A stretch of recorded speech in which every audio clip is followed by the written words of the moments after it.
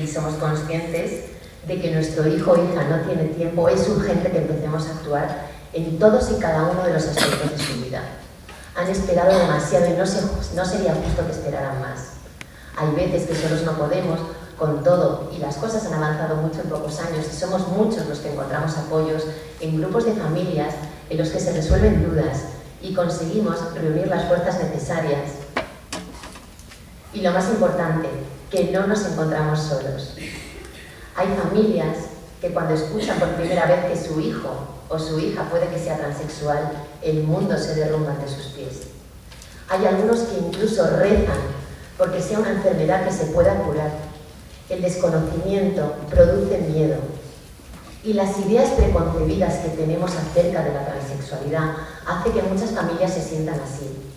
Y como si de una película eso se tratara, todos esos sueños, expectativas que proyectamos en nuestros hijos y en nuestras hijas no caben en esta nueva realidad, que ni siquiera muchos entienden lo que significa.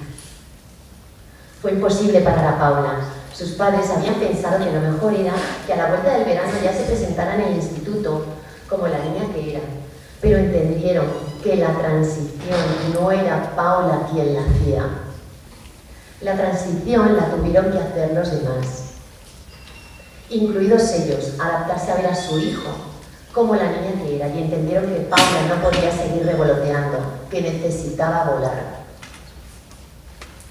Decía la madre de Paula que Paulita llevaba el eyeliner al colegio y antes de llegar a casa se lo quitaba, antes de que le permitieran hacer la transición en el cole. Y dijo que no podíamos permitir que siguiera ocultándose, y menos de nosotros. Cierto es que la aceptación familiar es un pilar fundamental en el desarrollo físico y psíquico de estos niños y niñas, pero también es importantísima la aceptación social. La poca visibilización de esta realidad y la mayoría de veces errónea que existe sobre la transexualidad provoca un rechazo inmediato. Este rechazo es fruto de los prejuicios. Hasta hace muy poco la mayoría de la gente daba por hecho que las personas transexuales aparecían de repente cuando cumplían la mayoría de edad o incluso pensaban que se trataba de una perversión. Poco a poco, gracias a los medios de comunicación, a grandes profesionales como los que tenemos hoy aquí, a las familias de estos niños y niñas, estos mitos tienden a desaparecer, aunque, como bien decía Violeta, y muchos otros, queda mucho trabajo por hacer desde todos los ámbitos. Alexa, la psicóloga, nos dijo que yo era la culpable de que mi hijo se comportara de esa manera y que dijera que era una niña, que había proyectado en él la hija que no había tenido. Seguimos las recomendaciones de la psicóloga, le cortamos el pelo, dejó de asistir a las actividades extraescolares que no fueran propiamente masculinas y tratamos de que dejara de jugar con sus amigas. Al año volvimos a la cita con la psicóloga. Le contamos que Alejandro estaba triste, irascible y con mucha ansiedad y sobre todo que seguía insistiendo que era una niña. La psicóloga nos dijo que eso era imposible, que sus calificaciones escolares no se correspondían a las de una niña transexual, eran demasiado buenas. Al año siguiente volvimos a la cita anual con la psicóloga. Las cosas habían cambiado. Avisamos a la psicóloga que mi hija se llamaba Alexa y que todos en casa la queríamos y la aceptábamos. Cuando entramos a la consulta, ella insistió en llamarla Alejandro y le dijo: tú nunca serás una mujer de verdad. Sin saber por dónde empezar ni dónde acudir, son muchas las familias que buscan incansables respuestas.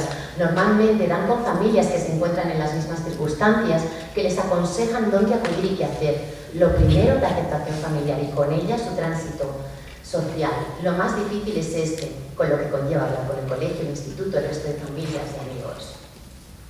Como último testimonio os dejo el de Nacho, que dice que cuando se acabaron las lamentaciones por lo que podía haber sido la vida de su hija y no fue, Valentina, que es su madre, le preguntó a su hija cuál era su nombre y ella rápidamente le dijo que se llamaba Nacho.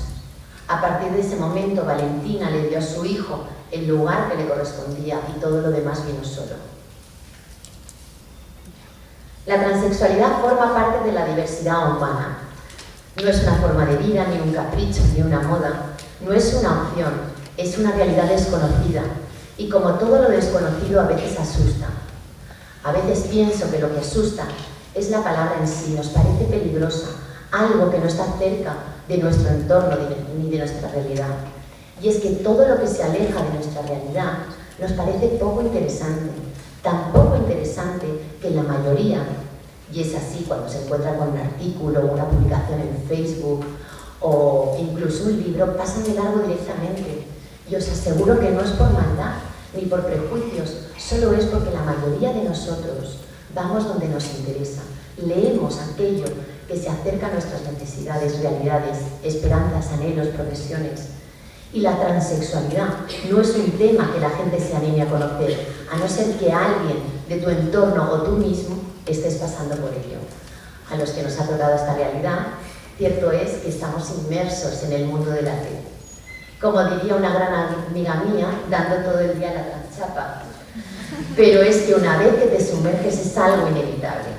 Te llegan historias que no dejan de estremecerte. Y lo que antes era una prioridad en tu vida, deja de serlo.